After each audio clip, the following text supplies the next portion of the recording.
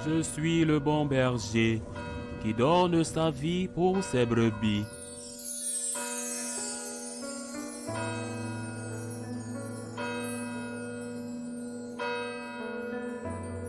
En ce temps-là, Jésus disait à la foule ces paraboles. Le royaume des cieux est comparable à un trésor caché dans un champ. L'homme qui l'a découvert le cache de nouveau. Dans sa joie, il va vendre tout ce qu'il possède et il achète ce champ. Ou encore, le royaume des cieux est comparable à un négociant qui recherche des perles fines. Ayant trouvé une perle de grande valeur, il va vendre tout ce qu'il possède et il achète la perle. Le royaume des cieux est encore comparable à un filet que l'on jette dans la mer et qui ramène toutes sortes de poissons. Quand il est plein, on le tire sur le rivage, on s'assied, on ramasse dans des paniers ce qui est bon et on jette ce qui ne vaut rien. Ainsi en sera-t-il à la fin du monde. Les anges sortiront pour séparer les méchants du milieu des justes et les jeteront dans la fournaise. Là, il y aura des pleurs et des grincements de dents. Avez-vous compris tout cela? Ils lui répondent, oui.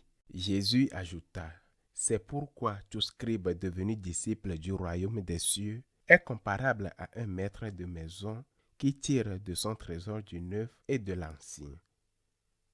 Acclamons la parole de Dieu.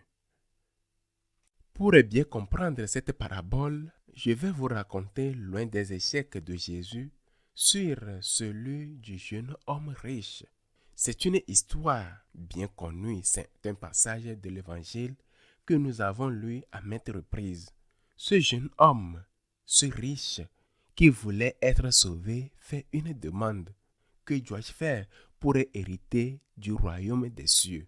Que dois-je faire pour être sauvé? Ce jeune homme, qui avait toujours respecté les commandements depuis son enfance, était une perle. Et Jésus s'est trouvé face à quelqu'un qui aurait pu peut-être, qui sait, le premier de ses disciples. Cela aurait peut-être pu être Saint Pierre, c'est-à-dire celui qui le désignera comme la pierre angulaire de l'Église. On dit qu'il l'a regardé avec amour, qu'il lui a dit, allez vendre tout ce que tu possèdes, viens avec moi, viens avec moi. Il a dit la même chose à Saint Pierre, à Jacques, à Jean. Le fait est qu'il avait quelque chose à vendre. Ses disciples aussi avaient des choses à vendre. Saint Pierre, par exemple, était propriétaire de sa barque. C'était un métier modeste, mais il avait quelque chose de plus.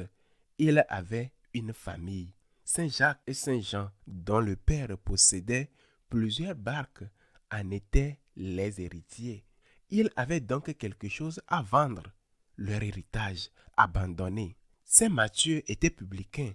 En somme, tous avaient quelque chose à vendre. Mais ce jeune homme en particulier était un homme riche et n'en fut pas capable de vendre ce qu'il possédait. Peut-être ses proches l'ont-ils encouragé en lui disant « Tu as bien fait de ne pas le suivre. C'est un faux messie. Qui sait, quoi d'autre on peut l'encourager sur ce chemin. Tu as tout chez toi. Comment vas-tu renoncer à tout cela? C'est possible. Il est resté, il n'est pas parti avec Jésus. Et Jésus, dit l'Évangile, en est resté triste, très triste. Il l'a perdu. Nous ne connaissons même pas le nom de ce jeune homme riche. Nous ne savons pas ce qu'il est devenu. Il a raté sa chance.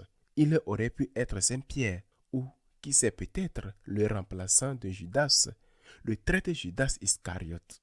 Il a raté sa chance et Jésus a perdu un apôtre potentiel, essentiel et saint. C'est ce que nous raconte la parabole d'aujourd'hui. Le Seigneur t'appelle et tu auras toujours quelque chose à vendre, quelque chose à abandonner. Tu devras laisser quelque chose pour suivre le Seigneur. Parfois, beaucoup. Tu es riche, tu possèdes assez de choses. Parfois, ce beaucoup n'est pas de l'argent, mais des projets, des ambitions. Je veux, je rêve, je désire. Parfois, ce sont tes propres péchés que tu dois offrir au Seigneur. Seigneur, je ne suis pas à la hauteur, je suis un pécheur, je ne vaux rien. Et pourtant, le Seigneur t'appelle, toi, oui, il t'appelle. Laisse ce que tu as, que ce soit ton bateau, ton entreprise, ton indépendance, ton péché, ta famille ou ton projet de fonder une famille. Jésus t'appelle à le suivre. Suis-moi. Cela s'adresse en premier lieu aux personnes appelées par le Christ, par Jésus, à la consacration. Hommes ou femmes, la consacration en tant que religieux, prêtre ou religieuse. Suis-moi, suis-moi, viens avec moi. Je ferai de toi un pécheur d'hommes. Ce sera par ta prière dans un cloître, ce sera par ton travail missionnaire, ce sera par ton activité de service en tant que personne consacrée. Viens avec moi. Combien sont-ils ceux qui sont appelés? Combien? Combien sont-ils? Je rencontre très souvent des personnes qui me racontent qu'elles se sont trompées parce qu'elles avaient été appelées dans leur enfance et qu'ensuite elles ont laissé s'éteindre cet appel, cette flamme allumée dans leur cœur. Elles l'ont laissé s'éteindre et les intérêts du monde ou la pression extérieure ont étouffé cette flamme, l'ont éteinte. Mais cela ne s'adresse pas seulement à ceux qui sont appelés par le Seigneur à la vie consacrée, car cela vaut pour tous les catholiques. Mets le Christ à la première place dans ta vie. La première place, non pas une place importante, mais la première place dans ta vie. En tant que laïque, car toi aussi, en tant que laïque, tu es appelé à la sainteté. Et cette première place, comme le dit le Seigneur, passe avant tes affections légitimes, sans parler des légitimes, avant tes affaires légitimes, ton père, ta mère, ta femme, ton mari, tes enfants. Et il est également au-dessus non seulement de tes sentiments, mais aussi de tes intérêts légitimes, ton travail, voire tes sympathies politiques.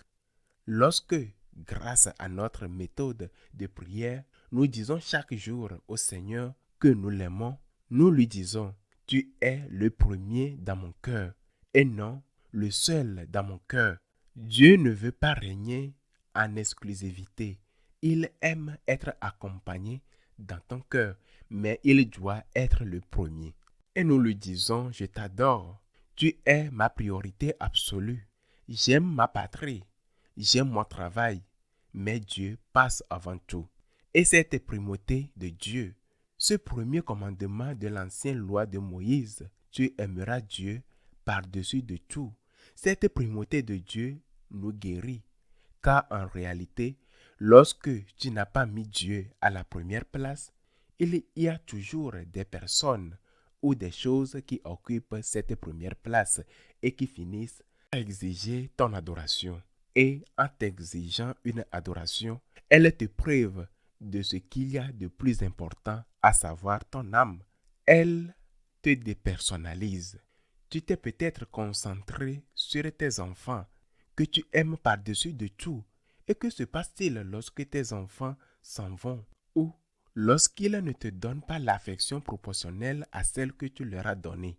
Tu te sens vide et tu as peut-être l'impression que ta vie a été vaine. Et quand tu as fait de ton travail le centre, le but de ta vie, eh bien, tu as peut-être réussi, peut-être même pas, mais peut-être dans le meilleur des cas que tu as réussi. Supposons-le ainsi, et que tu as sacrifié ta famille.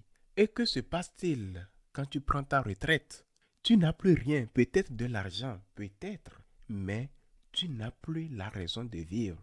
Mais Dieu a la première place dans ta vie. C'est le trésor caché. Vends ce que tu possèdes, c'est-à-dire renonce au choix qui t'éloigne de Dieu, tant dans tes sentiments que dans tes intérêts pour ton bien, même si cela te coûte, même si c'est un sacrifice, mais c'est pour ton bien.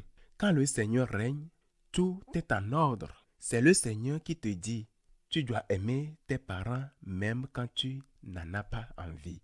C'est le Seigneur, ce même Seigneur qui te dit, tu dois aimer ta femme, tu dois aimer ton mari quand les tentations se présentent. C'est le Seigneur qui te dit, tu dois aimer tes enfants quand ils t'épuisent et quand tu as l'impression qu'ils ne le méritent pas. C'est le Seigneur qui te dit, tu dois bien faire ton travail.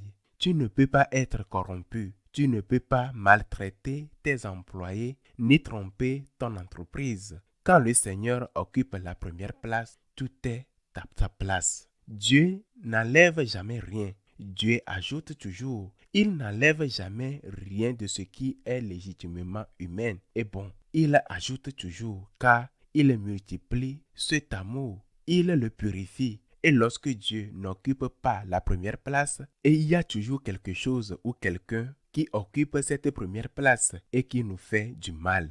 Il ne faut pas oublier cette phrase de Chesterton, car elle se vérifie toujours. Lorsque l'on ne croit pas en Dieu, il est capable de croire en n'importe quoi. Il y a toujours un substitut à Dieu, une idole, qui peut être une personne ou une chose. Il y a toujours une idole et adorer une idole finit par faire de nous son esclave. Qu'il en soit ainsi.